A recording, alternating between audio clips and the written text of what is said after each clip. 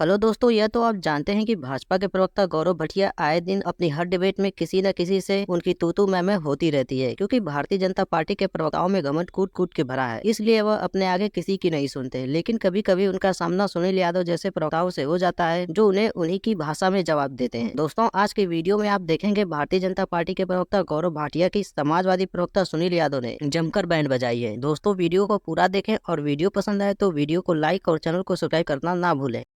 Picture चालू करो बे। जी जी। देखिए, अगर बीजेपी को चुनाव नहीं लड़ना होता तो योगी आदित्यनाथ इतनी ताकत वहां पर नहीं झोंकते। लगातार वहां पर कैंपेनिंग कर रही है, पार्टी डिसीजन ले रही थी। अब ये इस याचिका के बारे में तो मतलब पता ही नहीं था।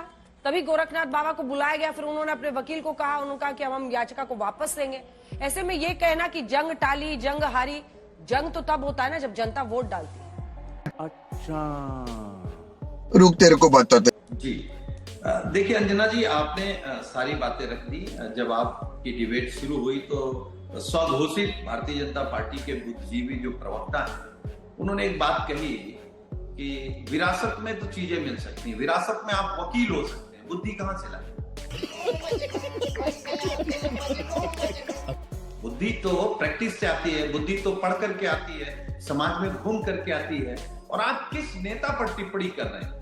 आप टिप्पणी कर रहे हैं माननीय अखिलेश यादव जी पर। माननीय अखिलेश यादव जी इस देश के इकलौते नेता हैं जिन्होंने मोदी सरकार को घुटने पर ला दिया। ये पूरा देश जानता है, उस पर बहस का विषय नहीं है। मैं केवल, आपने धार्मिक स्थलों की बात रखी है, कोई जीतेगा कोई हारेगा, लेकिन अयोध्या अंजना जी इसलिए महत्वपूर्ण है कि बीजेपी का कुल मुद्दा, चुनावी मुद्दा भगवान राम रहा, मंदिर रहा है।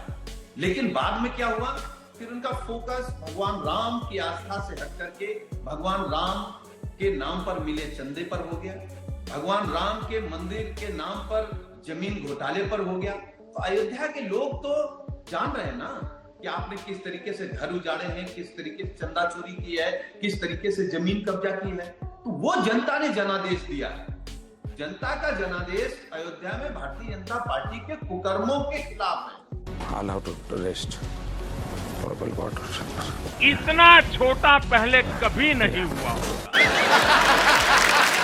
इनके भ्रष्टाचार के खिलाफ है, महंगाई के खिलाफ है, बेरोजगारी के खिलाफ है, इनके जो जुमले थे उनके खिलाफ है। तो इनको, और देखिए अयोध्या को और बाकी धार्मिक स्थलों को आप एक जैसा मत मानिए।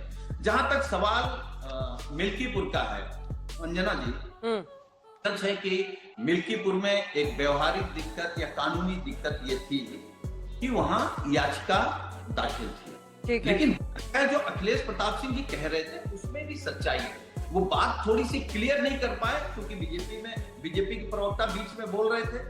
है क्या कि विधानमंडल दल रिपोर्ट करता है राज्य के चुनाव आयोग को, राज्य का चुनाव आयोग देश के चुनाव आयोग को रिपोर्ट भेज देता है।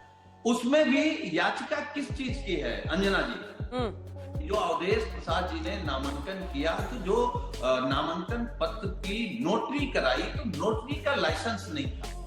व्यवहारिक बात तो यह है कि अगर अवधेश प्रसाद जी विधानसभा से इस्तीफा दे दिए हैं, लोकसभा की शपथ ले लिए हैं, तो मुझे लगता है कि अगर, चलिए अंजना जी उत्तर दे दूं मैं।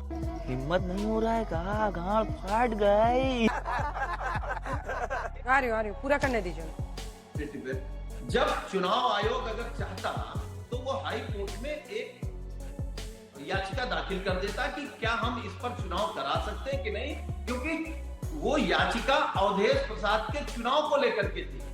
अच्छा, हम दूसरी बात कह रहे हैं, अगर कानूनी बाध्यता है अंजना जी, अगर यही मामला 3 साल और ना निपटता तो क्या मिल्कीपुर में 2027 में भी चुनाव नहीं होता? क्या ये चुनाव आयोग कर सकता था? तो चुनाव आयोग से भी कहीं ना कहीं चूक हुई है। वो स्वतः चूक हुई है कि बीजेपी के किसी व्यक्ति ने डर करके कह दिया इन चुनाव के साथ मिल्कीपुर कराएंगे तो हमारा सब खराब हो जाएगा। खत्म।